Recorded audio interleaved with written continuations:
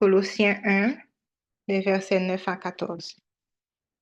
C'est pour cela que nous aussi, depuis le jour où nous en avons été informés, nous ne cessons de prier Dieu pour vous et de demander que vous soyez remplis de la connaissance de sa volonté en toute sagesse et intelligence spirituelle, pour marcher d'une manière digne du Seigneur et lui être entièrement agréable, portant des fruits en toutes sortes de bonnes œuvres et croissant par la connaissance de Dieu, fortifiés à tous égards par sa puissance glorieuse, en sorte que vous soyez toujours et avec joie persévérants et patients.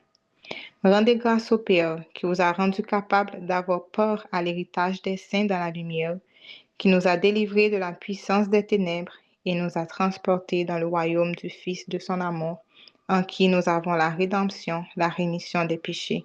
Amen. Donc, nous laissons place à notre frère Théo qui va nous accompagner dans l'enseignement d'aujourd'hui. Soyez bénis et à vos plumes.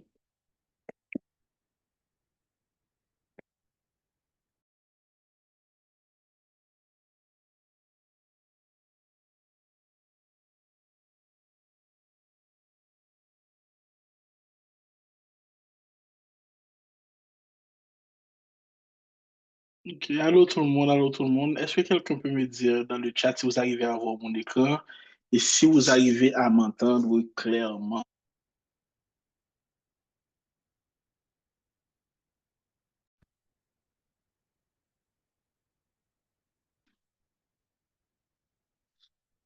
Ok, ok, on arrive à m'entendre clairement. Donc, bonsoir tout le monde. Donc, avant de commencer, on va rapidement faire une prière pour remettre ce moment-là au Seigneur. Donc, Seigneur, encore une fois, nous te disons merci. Merci pour ta grâce, ta miséricorde. Merci Seigneur de nous permettre de nous réunir cet après-midi en ton nom pour approfondir ta parole. Donne-nous cet après-midi des cœurs disponibles et disposés. Ouvre nos sens spirituels, Seigneur, pour qu'on soit capable de recevoir le message que tu as préparé pour nous aujourd'hui. Merci Seigneur pour la vie de nos leaders, la sœur Anne-Sophie et le frère Jean-Luc. Merci pour leur obéissance. Merci pour cette communauté qui grandit à la lumière de ta parole. Nous te remettons ce moment, Seigneur, qu'il soit rempli de ta présence. Nous te prions au nom de ton Fils Jésus, lui qui vit et règne pour les siècles des siècles. Amen. Amen. Amen. Donc, bonsoir tout le monde. Bonsoir. Et le message d'aujourd'hui est intitulé Aimer, oui, même eux.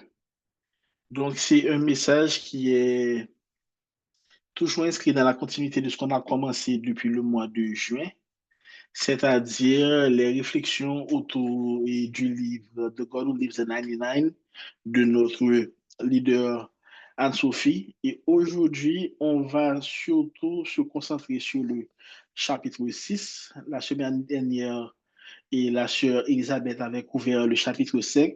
Cette semaine, on prend le chapitre 6 qui s'appelle Even Them, même eux. Et c'est là qu'on va commencer notre message. Donc, c'est un titre, lorsqu'on voit même eux, je pense que c'est un titre qui est direct et qui dérange même un petit peu parce que lorsqu'on dit même eux, ça vient confronter les limites que l'on se pose sans s'en rendre compte pour aimer. Je reprends. Donc, lorsqu'on dit même eux, il y a un picotement qui se fait parce que tu te questionnes et tu te rends compte que des fois, lorsqu'on dit aimer, des fois même inconsciemment, qu'on se pose des limites. Et pour faire cet enseignement, il y avait une vidéo que j'avais regardée l'année dernière. C'était une vidéo du pasteur Jay Flowers. C'était une vidéo, si je laisse pas regarder le titre, I don't want to be like this. C'était vraiment une vidéo qui était riche, profonde et qui se concentrait comment, par exemple, le désordre qu'on peut avoir dans notre vie peut justement générer un désordre dans notre manière d'aimer. Donc, et je trouvais que le message qu'il y avait dans la vidéo, lié avec le message qu'apportait notre leader dans le chapitre 6, ça allait bien. Donc, je me suis inspiré de ces deux choses pour apporter l'enseignement d'aujourd'hui. Parce que l'ensemble de ces deux messages ont vraiment résonné dans mon cœur et m'ont rappelé une vérité qui est essentielle. C'est que aimer comme Dieu aime, c'est, ça va demander un chemin de transformation. C'est un chemin qui devra passer vers le pardon, c'est un chemin qui devra passer vers le renoncement. Enfin, c'est un chemin qui nous libère, un chemin de liberté. Donc, aujourd'hui, donc, le message que le Saint-Esprit avait mis sur mon cœur, et c'est de partager avec vous donc, ce que signifie donc, aimer, même eux, ce que cela coûte, ce que cela révèle, et surtout ce que cela libère. Donc, ensemble, nous allons voir, et pour cet enseignement, 4 points. Le premier point, c'est de reconnaître nos résistances naturelles à aimer eux, entre guillemets. Donc, c'est apprendre à identifier les barrières intérieures que nous avons pour aimer ceux qui, pour nous, sont difficiles à aimer. Pour le point 2, ce sera l'appel de Dieu à aimer malgré tout, en se concentrant sur l'ordre, pour restaurer l'ordre divin de l'amour. Le point 3, ce sera autour du pardon, qui est un passage obligé pour pouvoir aimer comme Dieu nous le demande. Et finalement, le point 4, c'est comment vivre cet amour. Donc, on va commencer rapidement avec le point 1, qui est reconnaître nos résistances naturelles à aimer eux. Donc, avant de pouvoir aimer comme Dieu nous y appelle, ça demande chez chacun de nous d'être honnête sur ce qui nous bloque. Donc, lorsque la chère Anne-Sophie a intitulé son chapitre Yes, Even Them, il y avait une part de provocation dans le titre, mais c'est aussi une interpellation, une manière de nous confronter. C'était comme un miroir qu'elle mettait devant nous-mêmes. On doit se questionner lorsqu'on dit même eux, qui sont ces eux qui sont dans nos vies?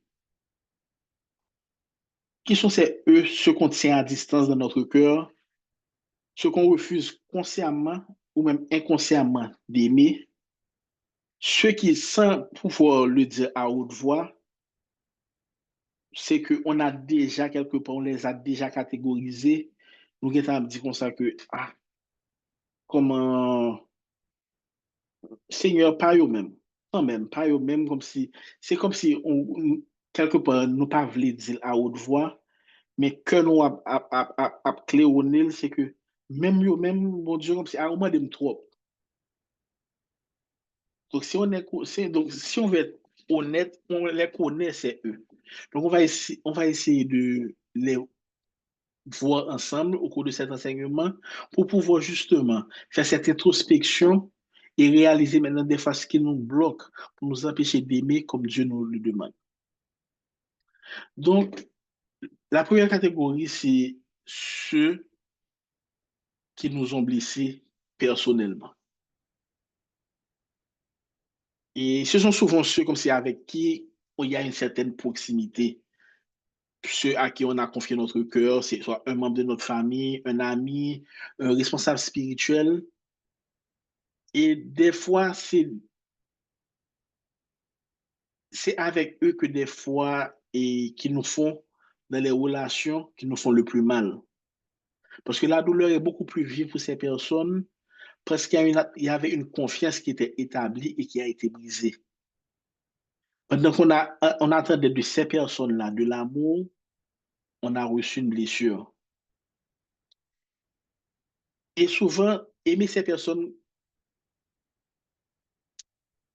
donne, si lorsque la personne a fini de te briser le cœur ou t'a fait mal, l'acte de pouvoir les aimer, on a l'impression que c'est comme si on effaçait la douleur qu'elles ont causée, comme si on banalisait notre souffrance.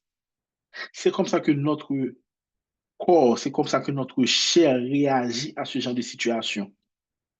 Lorsque quelqu'un proche de toi t'a blessé, t'a trahi, automatiquement, l'acte de pouvoir les aimer malgré tout, vivent en inadéquation avec nous-mêmes parce qu'on sent que en faisant ce geste-là, on a banalisé et on efface ce que la personne nous a fait. Et c'est un conflit intérieur qui est profond, mais que nous savons que le Saint-Esprit, c'est là, des fois c'est le côté où pas à l'aise là, que le Saint-Esprit veut te rencontrer. On le dit souvent, on répète souvent, par exemple, que la proximité tue l'onction. Donc, des fois que les personnes les plus proches de nous sont des fois les personnes qui sont qui ont plus de facilité pour détruire notre paix. Dans le livre, il y avait un passage que Anne-Sophie avait écrit où elle disait que, en tant que responsable de ministère, je peux vous assurer qu'il est bien plus facile d'être patient avec des personnes que nous ne connaissons pas qu'avec celles qui nous sont proches. La patience vient naturellement quand il n'y a pas de familiarité.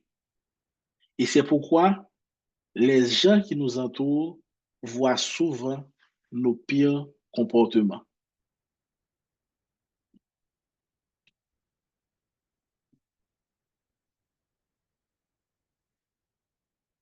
Et dans la vidéo du pasteur Jerry Flowers, il y avait un endroit où il était en train d'expliquer que plus une personne est proche de toi, c'est plus sa trahison va te faire mal. C'est pourquoi justement que c'est difficile de pouvoir pardonner des fois à un ami, à un conjoint, à un frère, parce que tu te dis que cette personne-là, they should have known better. Ils auraient dû savoir mieux. Et je réalise que même moi-même, dans ma vie, par exemple, que naturellement, j'ai tendance à donner beaucoup plus, d'être plus indulgent avec quelqu'un qui n'est pas proche de moi, c'est-à-dire le même acte qu'une personne qui est proche de moi va commettre, une personne qui est moins proche de moi, j'ai tendance à être beaucoup plus indulgent avec cette personne. Et c'est normal parce que lorsque la personne est proche, quelque part, tu deviens plus dur. Tu deviens plus dur parce que tu te dis que tu me connais trop bien pour que tu sois celui ou celle qui me fait ça. C'est-à-dire quelqu'un qui ne nous connaît pas et dans notre intimité, qui ne connaît ça, qui fait nous mal, ça qui trigger nous. Moun qui pas connaît nous, on dit, bon, li pas connaît, etc. Là, just brush aside, baba quitter ça, empêcher de dormir. Mais lorsque ça vient d'une personne qui te connaît, ça te touche tout au fond de toi. Et c'est des fois justement là pourquoi c'est aussi difficile des fois de pardonner à quelqu'un qui est proche de nous-mêmes. Et c'est comme ça on dit que la blessure devient plus profonde parce que en même temps, tu as la blessure, mais elle touche aussi la confiance, l'intimité et le lien qui te est noué à cette personne. Dans le psaume 55, le verset 13 à 15, on lit la version BDS. Ce n'est pas un ennemi qui m'insulte, je le supporterai. Ce n'est pas mon adversaire qui se dresse contre moi. Je pourrais me cacher. Mais toi, mon égal, mon intime, mon ami, toi avec qui je vivais dans une douce communion. Tu vois, donc dans ce psaume-là, le psalmiste exprime exactement ce sentiment-là que je viens de vous expliquer. Dans Luc 6, verset 32, dans la version Parole de vie, si vous aimez seulement ceux qui vous aiment, pourquoi attendre une récompense? même les gens mauvais aiment ceux qui les aiment.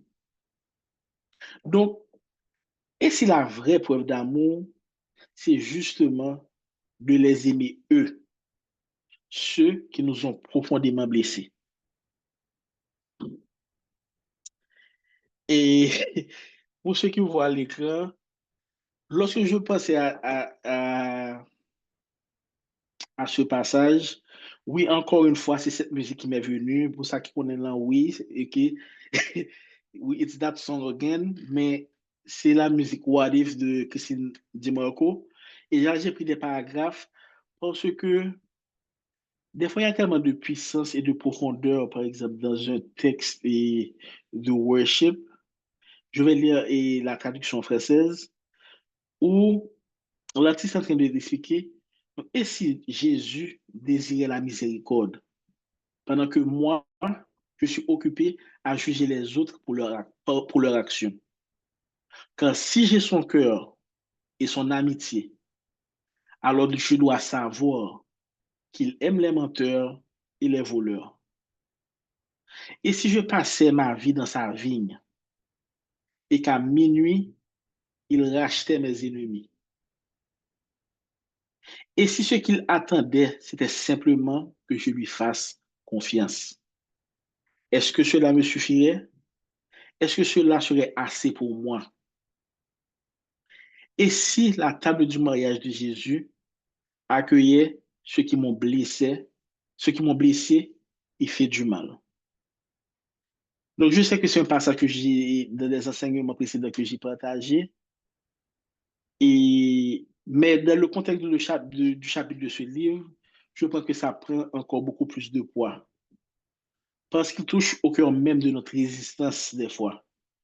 L'idée que ceux qui nous ont blessés puissent être accueillis, aimés et invités à la table du roi. On doit faire ce travail d'introspection et de se dire, est-ce que vraiment, si tu faisais confiance au Seigneur, est-ce que tu peux accepter que ces personnes-là, qui n'ont pas été bons envers toi, qui ont trahi ta confiance, mais est-ce que tu es prêt à les accepter comme Dieu les accepte?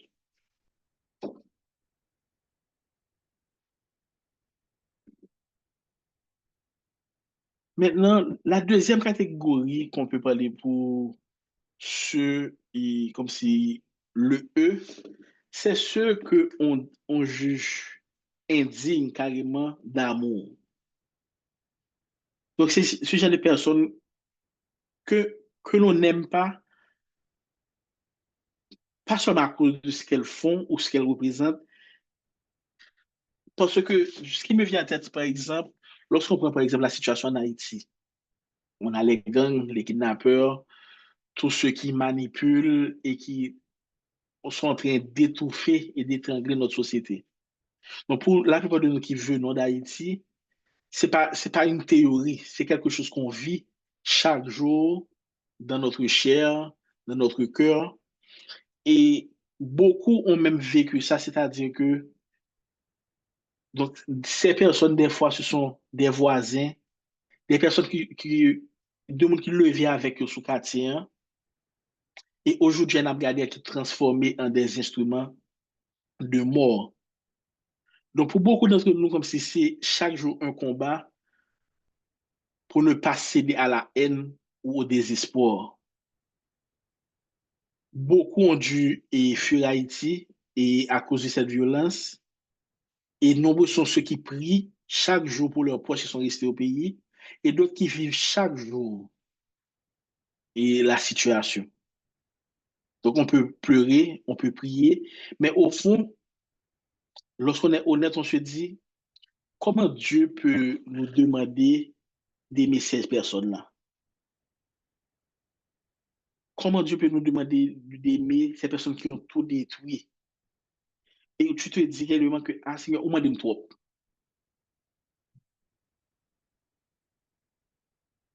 Mais je fais un coq à l'âne rapidement, c'est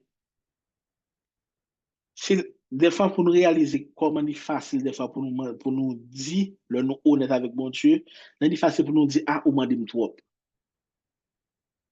Mais nous-mêmes, est-ce que nous jamais posé tête nos questions à l'inverse? Qui ça nous porter pour Seigneur là? Je laisse ça là, on va continuer avec l'étude. Donc, lorsqu'on fait à cette catégorie de personnes, c'est juste pour nous-mêmes, les insupportable et des fois, pour être honnête, même scandaleux. Mais on doit être clair, c'est que la parole de Dieu ne change pas. Si on lit Matthieu 5, verset 44, mais moi je vous dis, aimez vos ennemis, bénissez ceux qui vous maudissent, faites du bien à ceux qui vous haïssent et priez pour ceux qui vous maltraitent et vous persécutent. Dans Romains 12, verset 21, dans la version français courant, ne te laisse pas vaincre par le mal, sois au contraire vainqueur du mal par le bien. Et dans le livre de Anne-Sophie, elle ne nie pas la difficulté de cette démarche. Au contraire, elle nous appelle à un recentrage sur le cœur de Dieu. Où elle nous demande de renoncer à notre droit d'être offensé, cet esprit d'offense, et au contraire de déposer notre orgueil afin que toute notre vie puisse résonner un grand oui, même eux. Parce que c'est lorsque on refuse maintenant d'être offensé, et on met de côté notre orgueil, qu'on prépare notre cœur à pouvoir aimer ces personnes malgré les difficultés, malgré que c'est quelque chose qui est difficile. Et c'est comme ça qu'on s'aligne beaucoup plus avec le cœur de Dieu. Dans Tite 3, versets 3 à 5, quand nous aussi, nous étions autrefois insensés, désobéissants, égarés, asservis à toutes sortes de convoitises et de voluptés, vivant dans la méchanceté et dans l'envie, dignes d'être haïs et non haïssant les uns les autres. Mais lorsque la bonté de Dieu, notre Sauveur, et son amour pour les hommes ont été manifestés, il nous a sauvés. Non à cause des œuvres de justice que nous aurions faites, mais selon sa miséricorde. Et il y a une partie qui est toujours très puissante dans le psaume 139, et que moi, invitez-nous des fois, justement, là, dans honnêteté, dans le moment intime que tu passes avec ton papa. Oh Dieu, examine-moi, connais mon cœur, mets-moi à l'épreuve, connais mes pensées. Regarde si je suis sur une mauvaise voie et conduis-moi sur la voie de l'éternité.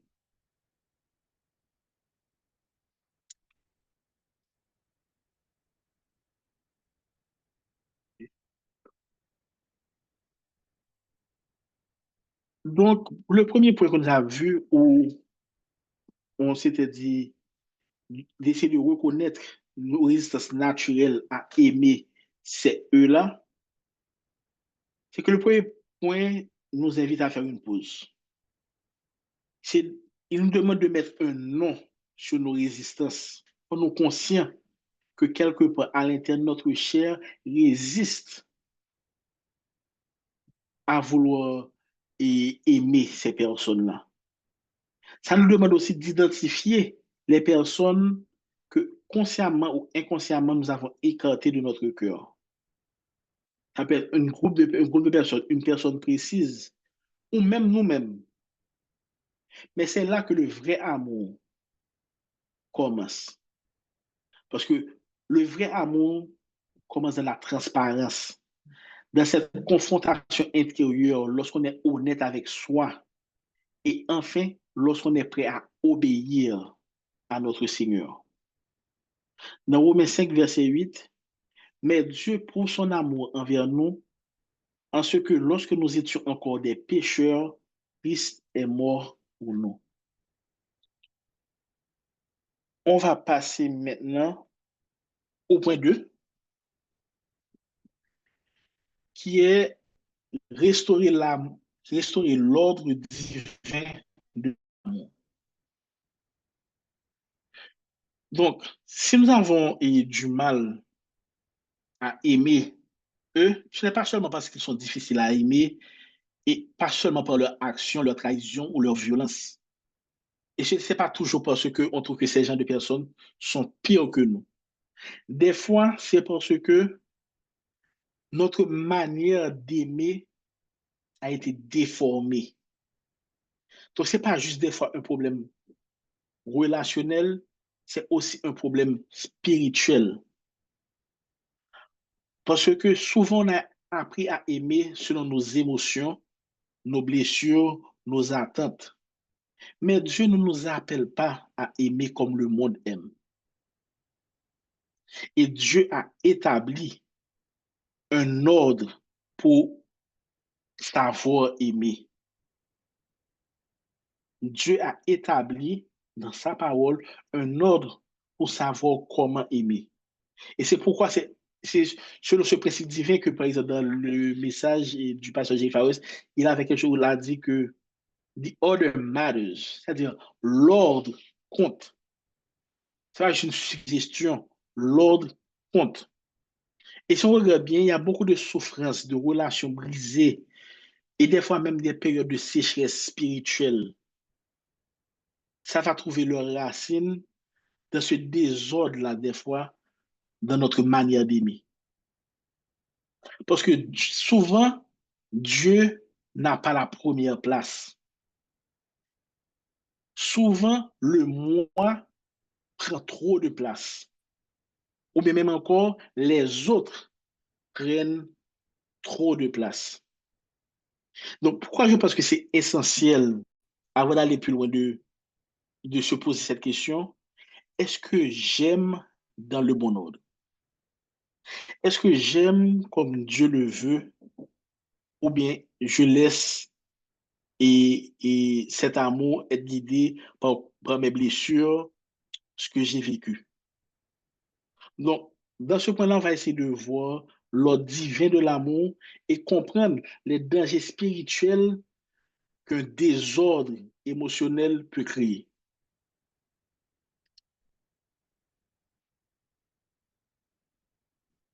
Donc, l'ordre divin qu'on trouve dans la parole de Dieu, c'est cet ordre-là, où Dieu vient avant tout. Après ça, tu as toi-même, tu apprends à t'aimer toi-même. On va lire le passage de référence. On va lire Matthieu 22, les versets 37 à 39. Tu aimeras le Seigneur ton Dieu de tout ton cœur, de toute ton âme et de toute ta pensée. Tu aimeras ton prochain comme toi-même. Donc, il y a un double commandement dans cet ordre sacré que Dieu nous donne. D'abord, il y a Dieu. C'est comme la source pure de l'amour. Dieu est amour. L'amour vient de Dieu. Après ça, il y a ta personne restaurée dans ton identité en Christ avec sa grâce. Et ensuite, vient ta possibilité, comme Dieu est amour, et dans ta relation, tu as compris que de la façon que Dieu t'aime, tu as reconnu ton identité en Christ par cet amour que Dieu t'aime, tu arrives à t'aimer toi-même parce que Dieu, le Seigneur Tout-Puissant, m'aime comme je suis. Maintenant, tu es maintenant prêt maintenant pour aimer ton prochain avec la force que seulement Dieu peut donner. Donc, cette, cet ordre-là, cet amour ne dépend pas de ce que les autres méritent, mais ce que j'ai reçu de Dieu. Dans le livre, et attends-moi. OK, dans le livre, il y a un passage où notre leader avait écrit que we can change our heart posture and let the spirit of the living God change us so that we can love his people like we ought to. Nous pouvons changer la posture de notre cœur et laisser l'Esprit de Dieu, du Dieu vivant, nous transformer afin que nous puissions aimer son peuple comme il le faut. Et plus tard, elle insiste que l'amour ne va pas commencer par et parce qu'il s'excuse, c'est pas le fait que mon a excusé là, qu'on parle qu'on remet mon non non non. L'amour commence là où ton obéissance, où tu commences à obéir au Seigneur. Et donc, c'est cet ordre divin-là, un ordre qui vient de l'amour de Dieu, qui t'apprend à t'aimer toi-même lorsque tu connais ton identité en Christ. Et maintenant, c'est je ne peux pas aimer mon prochain si je ne m'aime pas même, parce que le commandement te dit, tu aimeras ton prochain comme toi-même. Maintenant, comme souvent le fait l'ennemi, il y a maintenant des versions et déformées de cet ordre-là. Ou maintenant, des fois, l'ordre est inversé.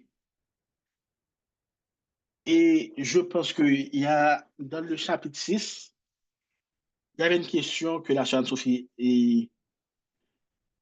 lorsqu'elle faisait une introspection et qu'elle s'était posée, Am I operating from a place of love? Est-ce que ce que je suis en train de faire là, je le fais vraiment par amour? Et des fois, comme si c'est des périodes de lucidité qui sont des fois douloureuses, parce que des fois, quand tellement, ta chair quand tellement convaincue que oui, c'est par amour, oui, telle personne, je l'aime, mais lorsque vraiment tu passes cet amour-là à l'éprouvette et tu le regardes with the lens of God, avec le regard que Dieu a de l'amour, tu vas te questionner. Et elle avait dit, mes yeux se sont ouverts quand j'ai réalisé que pour certaines personnes que je croyais aimer profondément, en réalité, je ne les aimais pas vraiment. Et des fois, c'est dur, mais mieux vaut que ça soit dur et que tu connaisses la réalité, que tu continues à écouter ta chair et à te mentir. Donc, c'est pas des sentiments, c'est pas que ces sentiments étaient absents. C'est pas ça que le message est dans cet extrait. Mais elle a réalisé dans ce moment-là que cet amour-là qu'elle éprouvait, ça ne reflétait pas l'amour de Dieu. Des fois, inconsciemment, l'amour qu'on éprouve, c'est un amour qui est des fois soit centré sur soi, un besoin d'être vu, d'être reconnu, d'être accepté. Et lorsque Dieu n'est pas la source, lorsqu'il n'a pas la première place, alors des fois maintenant, nos intentions, même s'ils ne peuvent pas être sincères, elles peuvent devenir tordues.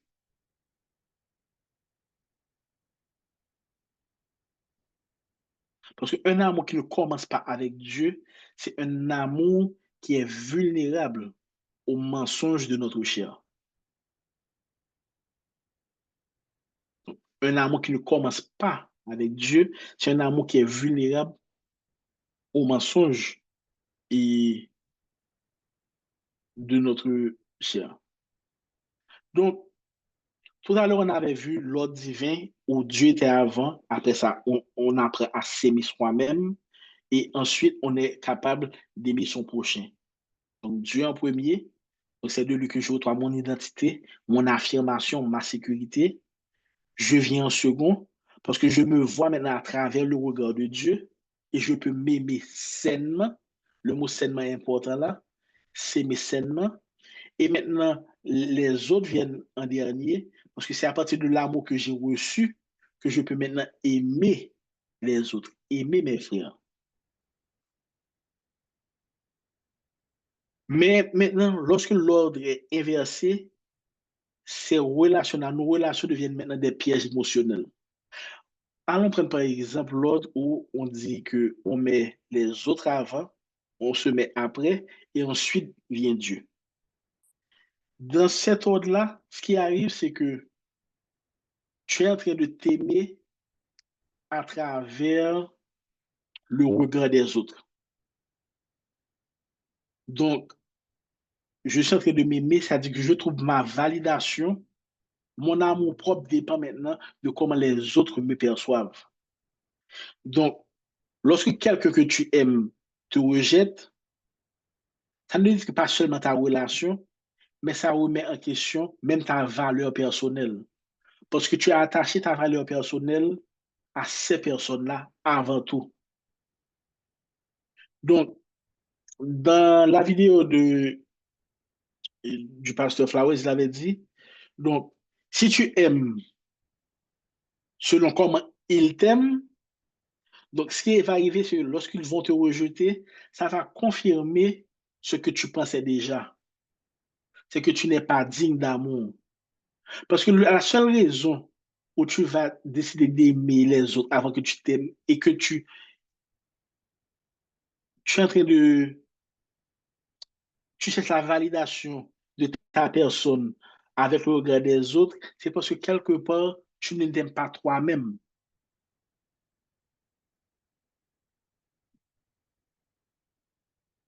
Et dans le livre, et la chante Sophie avait écrit qu'il faut des fois laisser l'Esprit de Dieu nous transformer, que nous puissions justement aimer le peuple comme nous le devons. Si je reprends le passage de tout à l'heure, aimer son peuple comme nous le devons. Il y a une manière que Dieu veut que nous nous aimions les uns les autres.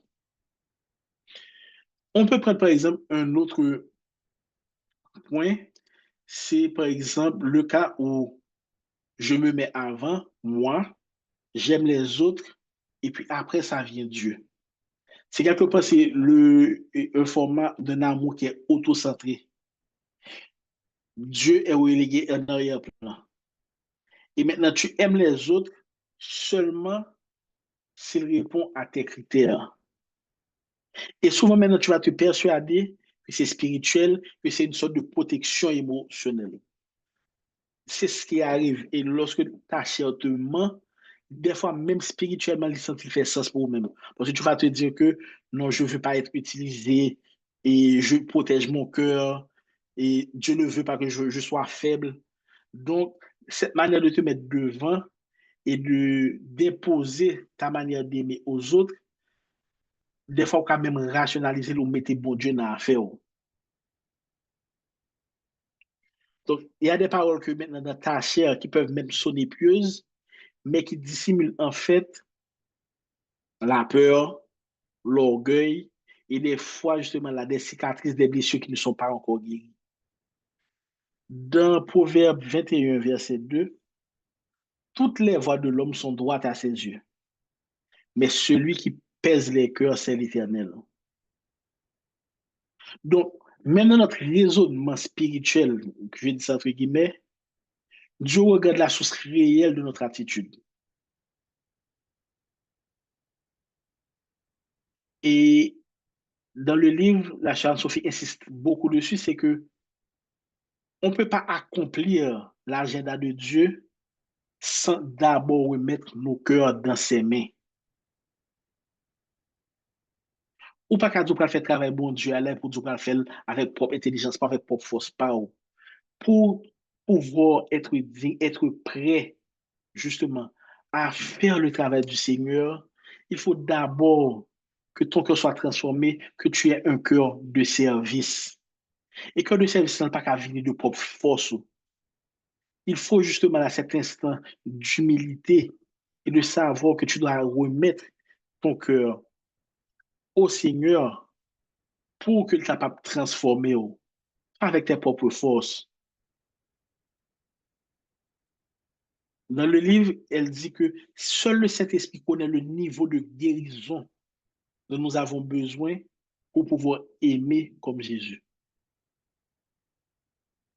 Des fois, comme si le fait qu'on est dans sa personne, nous avons toujours l'impression que nous connaissons ça qui est bon pour nous. Mais la vérité qui est biblique, c'est que seul Dieu, seul le Saint-Esprit sait à quel niveau que des fois qu'on est blessé et que tu demandes cette guérison spirituelle qui ne peut venir que de Dieu. Et comme ça, maintenant, dans ce processus de guérison, tu peux apprendre à aimer comme Jésus.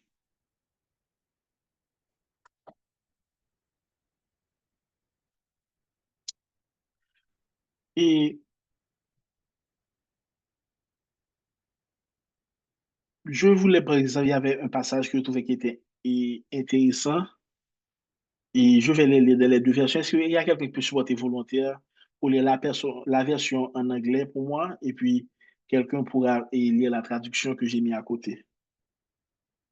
S'il y a quelqu'un qui est disponible, tu peux ouvrir ton micro. Moi, je peux lire la traduction à côté. OK. Et qui est-ce qui veut lire la version en anglais pour moi? Je peux lire. OK. Vas-y, ma chère, merci.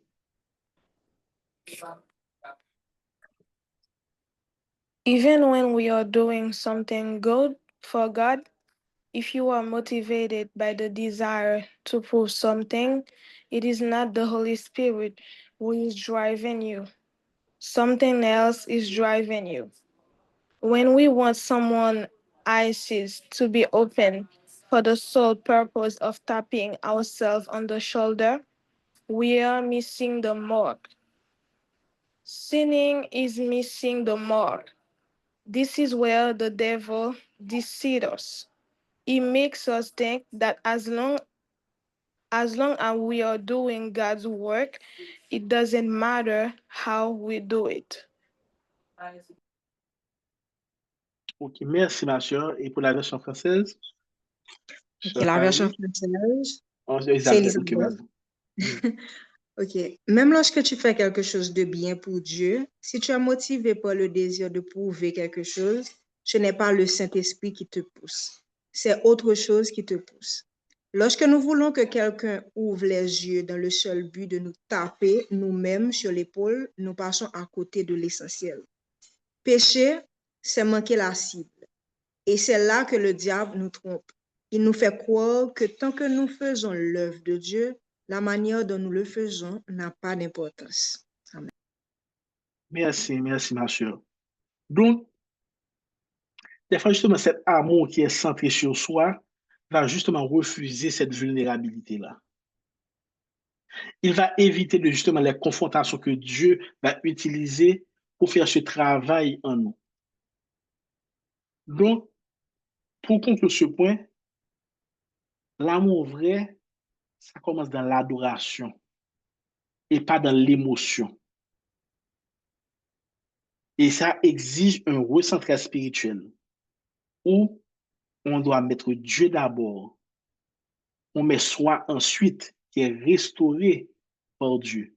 Et enfin, on peut mettre les autres, aimer pas parce que pour ce qu'ils font, mais parce que Dieu les aime. On passe maintenant au point 3 qui traite du pardon. Donc, le pardon qui est dans le processus d'amour, un passage qui est obligé. Et je pense qu'on avait j'avais déjà fait un enseignement sur le pardon où qui était autour de l'épisode de, de Chosen qu'on avait vu ensemble. Mais dans le chapitre 6, il y avait toute une partie qui était réservée justement à cette réflexion autour du pardon. Donc, on va essayer de voir ça ensemble.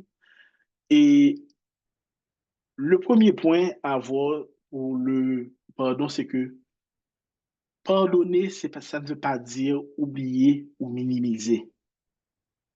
Parce que l'un des plus grands obstacles au pardon, c'est cette fausse idée que lorsqu'on pardonne, on est en train d'excuser, d'oublier, ou des fois, même pire encore, on est en train de lier la douleur qu'on a subie. Mais le pardon, ce n'est pas une approbation du mal. Au contraire, c'est une libération. On avait vu ça dans l'enseignement, c'est que le pardon, c'est une décision spirituelle où on dit et on affirme que, bon, tu ne contrôles plus mon cœur.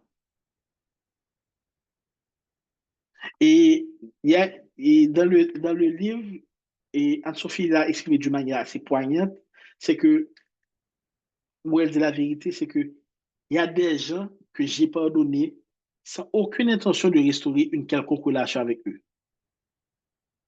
Donc, on peut pardonner sans pour autant vouloir continuer une relation avec les personnes. Il ne faut pas confondre justement pardon et oubli.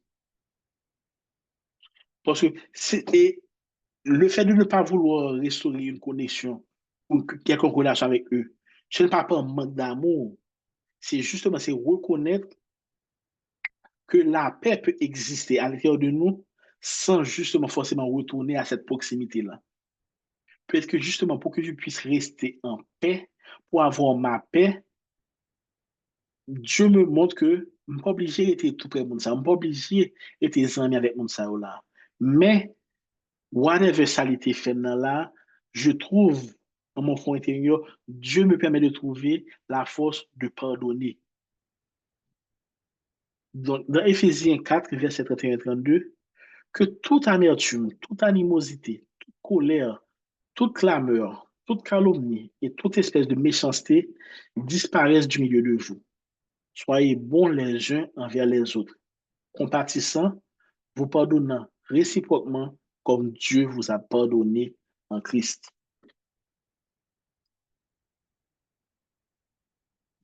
Donc, le pardon, c'est d'abord. Et le deuxième point, c'est que pardonner, c'est un acte libératoire. C'est libérer l'autre, mais aussi et surtout se libérer soi-même. Le pardon, c'est d'abord une guérison intérieure. Ce n'est pas seulement un acte pour l'autre, c'est un acte devant Dieu et pour soi-même.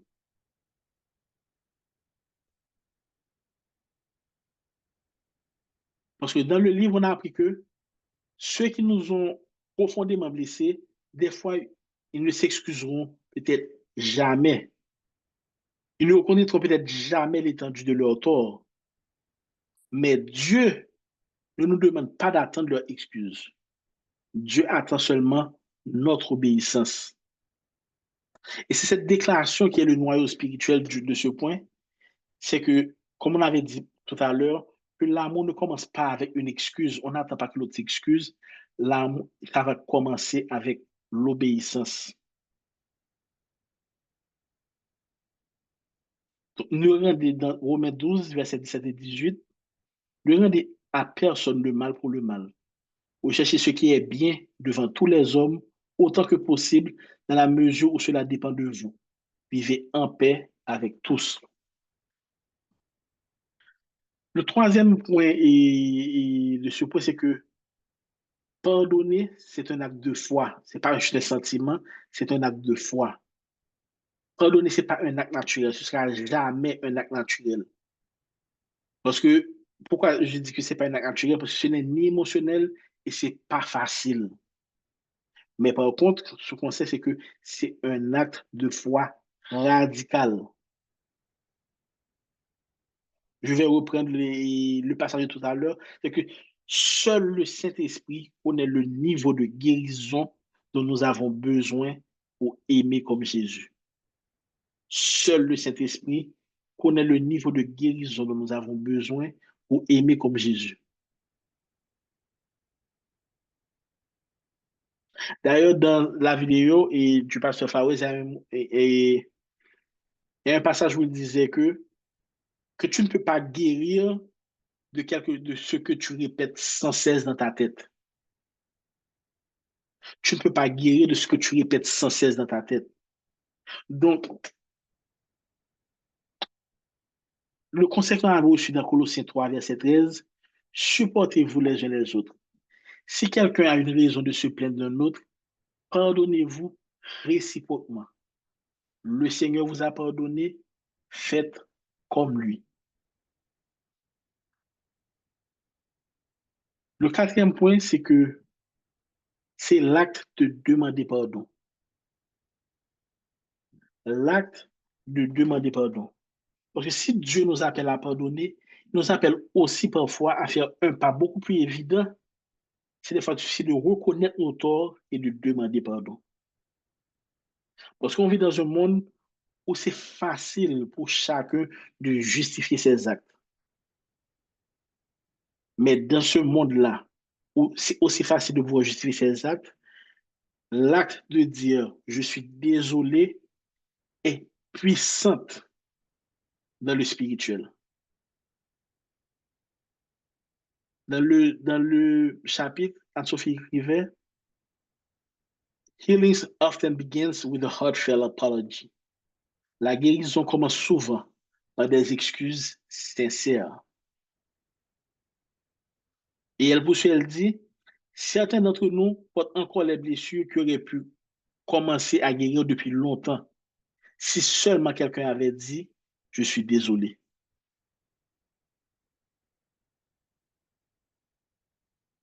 Mais demander pardon, ce n'est pas juste un simple geste, comme j'ai dit. C'est une décision spirituelle. Et c'est un acte de mort à soi-même. Et c'est justement parce que c'est un acte de mort à soi-même que cela dérange autant notre chair. Et dans le chapitre, elle disait que s'excuser peut parfois pas être la meilleure façon de mourir à soi-même. Pourquoi crois-tu que c'est si difficile pour beaucoup? Parce que notre chair entre en guerre dès qu'on décide de la soumettre à l'autorité de Dieu. Elle invente toutes sortes de prétextes pour rester en vie. Il faut que nous-mêmes nous conscients de ça. Il faut à chaque fois qu'on nous rappelle que cette guerre qu'il y a à l'intérieur de nous entre notre chair et l'esprit, elle est manifestée à chaque fois sous plusieurs façades. Et ça, c'est une là-dedans. Parce que l'acte de pouvoir et mourir à soi-même pour dire, OK, pour rentrer avec humilité, pour dire que je suis désolé, je ne pas accepter.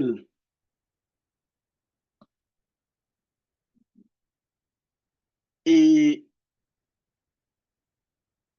pendant que ta chair va te faire penser que c'est une faiblesse humaine, non, non, non, c'est un acte de résistance spirituelle. Et dans le livre plus loin,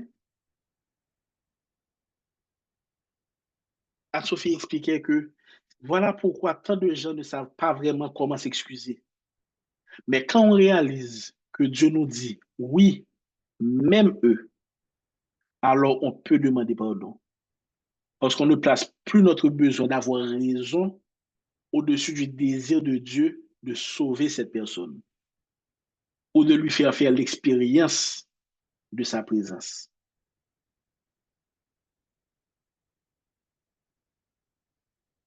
Because there is freedom in forgiveness. Il y a de la liberté dans le pardon et de la guérison dans le fait de relâcher ce poids-là. Bon Dieu, dis-nous ça, la guerre de poids, nous toujours voulons porter là, la guerre l'amène. Dans Jacques 16, 5 et verset 16, confessez vos péchés pour les autres afin que vous soyez guéris. Dans Proverbe 28, verset 13, celui qui cache ses fautes ne prospérera pas, mais celui qui les avoue et y renonce obtient miséricorde. Matthieu 5, versets 23 et 24. Si tu vas dans la version parole de vie que je vais dire, si tu vas à l'autel pour présenter ton offrande à Dieu et que tu te souviens que ton frère a quelque chose contre toi, laisse ton offrande là devant l'autel et va d'abord faire la paix avec ton frère. Ensuite, reviens présenter ton offrande. En demandant pardon, on participe justement à cette œuvre de réconciliation de Dieu. C'est pourquoi on dit qu'il y a de la liberté dans le pardon, il y a de la guérison dans le fait de relâcher ce poids. Donc, la phrase qui m'a venu à la tête, et parce qu'on sait que dans notre marche dans la vie chrétienne, toute épreuve n'a passé là, c'est entraînement, son enseignement. Et le pardon représente maintenant pour nous cette salle de classe-là, où on apprend justement à aimer comme Jésus. Lorsqu'on arrive à savoir et comment pardonner et savoir demander pardon, quand plus que nous apprenons, côté que nous commençons à aligner, que nous commençons à préparer, façonner pour être capable de aimer comme Jésus aimait. Et on va finalement traverser dans le point 4 pour finir. Et c'est maintenant vivre cet amour. On essaie de comprendre l'amour qui vient de Dieu, comment vivre cet amour. Donc, parce que juste ici, on a identifié nos résistances à aimer, on a établi ensemble l'ordre divin pour aimer, et on a même compris comment le pardon, c'était un passage obligé si nous voulions aimer comme Jésus nous le demande. Mais maintenant, comment incarner cet amour au quotidien? Pas seulement de manière théorique dans nos pensées ou dans nos prières, mais dans nos décisions, dans nos gestes, dans nos relations. Et face à tout le monde litanie, encore une fois, je vais le répéter, seul le Saint-Esprit connaît le niveau de guérison dont nous avons besoin pour aimer comme Jésus. Parce que le point de départ de cet amour, c'est pas notre volonté, c'est pas notre émotion, c'est la présence de Dieu en nous. Romains 5, verset 5, l'amour de Dieu est répandu dans nos cœurs par le Saint-Esprit qui nous a été donné. Et dans Galates 5, verset 22, où on dit que l'amour, c'est un fruit de l'esprit. Donc, pour pouvoir vivre cet amour, le premier point, c'est aimer, même quand ça dérange. Donc, l'amour biblique, l'amour sur les principes bibliques, c'est pas un amour qui est passif. C'est un amour volontaire, visible, engagé. Et des fois, justement, là, qui est à concurrent de nos émotions. On avait vu et dans le texte où Anne-Sophie nous disait que l'amour ne commence pas lorsqu'il s'excuse, l'amour commence lorsqu'on obéit. Parce que l'obéissance va t'appeler à aimer même quand tu n'en as pas envie. Et des fois, Dieu va te demander de servir des personnes que tu n'aimes pas. Et pas pour te tourmenter, mais c'est pour t'enseigner à aimer comme lui.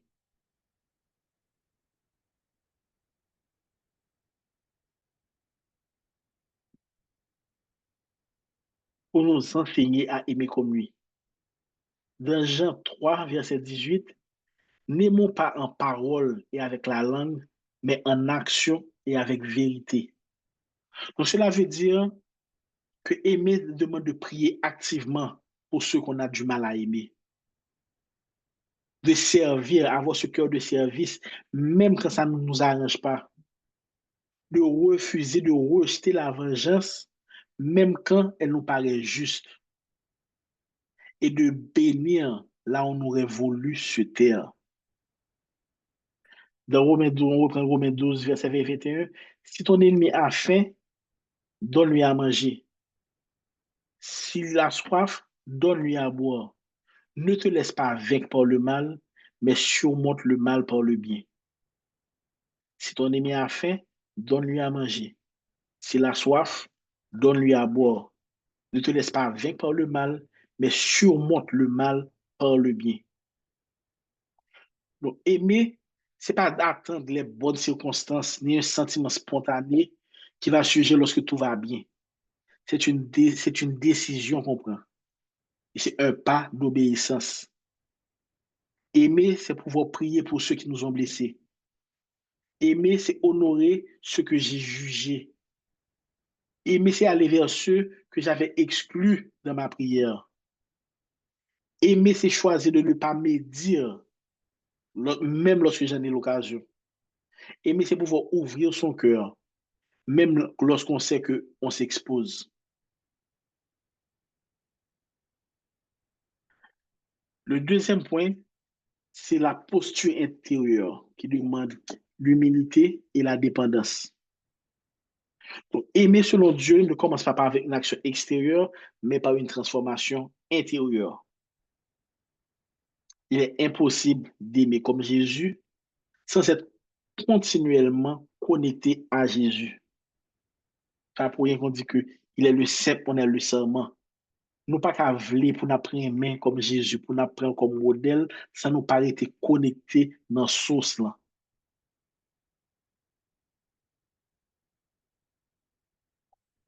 Donc, dans le texte, on se rappelle lorsque Anne-Sophie disait que on ne peut pas accomplir l'agenda de Dieu sans qu'il tienne d'abord nos cœurs entre ses mains. il demande humilité, ça, il demande cette dépendance qui doit être caractérisée avec notre relation avec le Seigneur. Que nous dépendons de lui-même, que sans lui-même, nous pas rien. Parce que il y a une remise en question régulière qui doit être faite. Est-ce que je cherche vraiment à aimer comme Christ ou bien selon ma propre logique? Parce que l'amour véritable ne parle jamais de nous-mêmes. Il parle de Dieu et la dépendance active au Saint-Esprit. Ça demande une humilité qui est sincère et qui reconnaît chez nous-mêmes humains nos limites et notre besoin impérial de Dieu. Colossiens 3, versets 12 à 14. Revêtez-vous donc d'une profonde compassion, de bonté, d'humilité. Mais par-dessus tout ces choses, revêtez-vous de l'amour qui est le lien de la perfection. Donc, cette dépendance se manifeste des fois par des gestes simples et qui sont puissants, comme exemple qu'on a vu tout à l'heure, comme demander pardon. Comme demander pardon. Et on a vu dans le texte que des fois, ce simple acte de demander pardon, c'est peut-être une des manières les plus criantes de mourir à soi-même, de crucifier sa chair. Et je veux par exemple partager avec vous mon expérience personnelle. C'est parce que au fur et à mesure, j'ai pris des fois beaucoup de temps pour pouvoir comprendre comment aimer en état au service de Dieu. Parce que, pour être sincère, par exemple, lorsque j'ai rejoint DASOC il y a des années, on dit en 2020, on va dire, OK, dès qu'on a monté sous Zoom là, et honnêtement, pour nous-mêmes, comme si c'était juste une liste de noms qui sont appel Zoom. Juste une liste de noms, je dis là pour message là, mais vous, tout ça qui était sur l'appel, était une liste de noms. Ah, Elisabeth, ah, OK, Elisabeth, OK. Non, c'était juste une liste de noms. Mais aujourd'hui, vous êtes devenu pour moi une famille où il y a comme si une famille et on s'unit, ancré dans la prière, avec des fardeaux qu'on partage, nous intercéder pour l'autre. Même il y a certains de nous-mêmes que je n'ai jamais rencontrés, mais cette relation, comme si distante que moi j'ai gagné en 2020, c'est pas même les mêmes gains qu'on y a. C'est-à-dire que je sens profondément en moi un attachement à la communauté. Un attachement et cet amour me connaît qu'il n'est pas naturel, il n'est pas venu du part et d'autre. Qu'on peut dire qu'on aime un mot que des fois pas jamais ouais, qu'on pas jamais abordé. C'est, tu comprends? Il y a des personnes que j'ai jamais rencontrées et, et de visu physiquement, mais que profondément m'aimé. Il y a un exemple peut-être qui est plus poignant que moi connais, et il me le dit toujours, c'est par exemple avec Olivier. Olivier, j'ai rencontré Olivier lors de la retraite en 2023, c'est ça? Donc c'est 2023. Et pas rien comme si c'est la première fois que je mais une relation qu'on lien qui tichait. Et tout ça, monsieur dit, on va mon pile, frère. Et, et tu comprends, c'est cet amour-là, son amour qui est tellement sain, parce que ou pas attendre de rien de monde, non. Juste un amour qui est ancré dans la parole de Dieu. Un autre exemple encore que je peux peut-être partager avec vous, c'est par exemple l'espace où lorsqu'on fait l'appel au salut. Ok, des fois, dès qu'on a regardé, juste fait des sermons, on faisait l'appel au salut. Et puis, il y en a pour moi, comme si, ok, l'appel au salut, ok, good, good, très bien, très bien. Et puis, me déçu de attitude comme si, ok, good for you, oh, bien content pour vous. Vraiment, c'est pas comme si que je ne me souciais pas de la personne et tout, mais il y avait un certain détachement, comme si, bon, chaque monde avait des affaires par eux. Mais le jour où ça a changé vers moi, moi, je songé, comme c'était hier, c'est que et j'étais à Miami, je suivais un service, et puis le moment arrivé, puis on a fait l'appel au salut. Mais comment c'est vraiment cap, cap, et et défiler pour qu'il remettre la vie avec bon Dieu. Et comme qui déclenche dans moi-même comme si on chaleur et puis comme si et puis allergie fini avec moi. Allergie fini avec moi. Pas comprendre pas en haut, pas à terre, allergie fini avec moi. Et émotion ça que moi allergie sur Sister Carrie. Dit allergie. Fais ton respect. Donc et c'est à ce moment-là des fois que tu sens qu'il y a quelque chose qui a changé en toi. Tu comprends? Et que ce n'est pas juste un amour comme si basé sur le monde, mais vraiment, c'est ce moment que je prenais toute et j'ai pris conscience de l'acte que moun sa t'a posé là, qui gens moun sa ka promettre la vie à mon Dieu là, et que au lieu de ça c'est un seul nom qui doit débat que ciel là, il en fait, de tout comme c'est en fait, mais t'as crié, n'a tu regardé moun sa qui décide pour faire moi ça avec mon Dieu. Donc, lorsque tu as expérimenté cet amour, et ou connaît que tu sais que there's so much more. Parce que pendant que moi expérimenté, je sais qu'il y a beaucoup d'aspects dans ma vie où qui m'ont dit pour moi travailler toujours. Il y a toujours plus. Pas jamais été. On ne peut pas être chrétien et puis nous être stagnants. Nous pas capables. Il faut que justement là, là nous fait nos sentiments ça, de amour là, un amour sain qui est tellement ancré dans bon Dieu, ça change notre vie. Ça change la façon qu'on voit les autres. Et des fois, il vient plus facile maintenant pour comprendre que même au monde que tu as un problème, que tu pas aimé là, que tu sais que si tu te remets à Dieu, Dieu a transformé pour capable aimer mon ça et prier pour lui. Pas prier pour lui parce que ça bon Dieu voulait, mais prier pour lui avec sincérité. Parce que vous connaissez que bon Dieu est capable d'aider mon ça là et nettoyer au en dedans. Donc, on va conclure rapidement, je vais me remplir le temps dans le temps, nous. Si je veux conclure, c'est seulement lorsque Dieu est premier et qu'on se voit à travers lui qu'on peut vraiment aimer son prochain comme soi-même. Et c'est seulement là ça que nous sommes capables de dire avec force, oui, je peux les aimer, oui, même eux, je suis capable d'aimer là. Parce que force à nous venir là, et pas notre propre force, pas nous, c'est bon Dieu qui peut aider nous pour nous capables d'aimer, je lui-même, il voulait que nous aimions. Donc, aujourd'hui, je pense que le Saint-Esprit a voulu nous parler, limiter de noms, mais de visages, de situations sur ce eux-là, qui des fois qui est difficile pour nous et d'aimer. Donc, peut-être que tu te rends compte que, comme si que dans ton cœur, tu as dressé les murs, que tu aimes en désordre, pas selon l'ordre divin, mais selon un ordre qui a été perverti par le monde. Mais la bonne nouvelle, c'est que Dieu ne t'appelle pas d'aimer par tes propres forces. Ce qu'il te demande, il t'invite à donner ton cœur pour qu'il puisse déverser son amour, littéralement déverser jusqu'à ce que notre coupe déborde. Donc, pour ceux qui réalisent que l'amour qu'ils vivent n'a pas de... Alors, l'appel, c'est pour ceux qui ont remarqué peut-être que l'amour que vous gagnez là, peut-être que n'est pas qu'un bon Dieu comme source.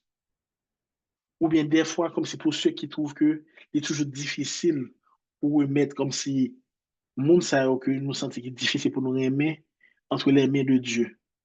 Cet appel, c'est cet appel d'humilité, de renoncement, de s'abandonner à Dieu et d'obéir. Donc, Seigneur, tu es amour et sans toi, on ne peut rien faire.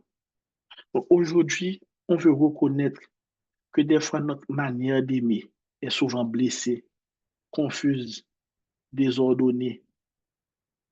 On te remet cet après-midi notre cœur brisé, ou Dieu aussi, méfiant ou orgueilleux. Purifie-nous, Seigneur. Guéris ce qui a été tordu. Redresse ce qui a été déformé par la douleur ou par la peur. Donne-nous ton regard, ton cœur. Aide-nous à t'aimer en premier et à nous voir à travers ton amour pour pouvoir aimer notre prochain comme nous-mêmes, même eux. Fais de nous des témoins de ton amour radical, des porteurs de grâce, des agents de réconciliation, et que cet amour commence aujourd'hui. Au nom de Jésus, que nous prions. Amen, amen, amen. Merci tout le monde. Désolé, maléotical, overboard avec l'heure, mais j'espère que le message est que les jeunes ont été fertiles, que les prennent racine et que à partir de ce moment-là, on est capable de faire des fois introspection ça pour savoir que comment aimer, comment Dieu nous appelle à aimer. Et toujours faire travail ça avec humilité, pas jamais penser que c'est avec propre force nous, on va aimer comme Dieu nous commande d'aimer. Mais que sachez que, en dépit de toutes circonstances, que Dieu peut nous aider à les aimer, même eux. Soyez bénis, mes frères et sœurs, et je vous aime vraiment, et, et de l'amour de Dieu. Soyez bénis, passez une excellente fin de soirée. On se voit et demain pour la prière du matin et samedi pour la prière du mois. Et soyez bénis.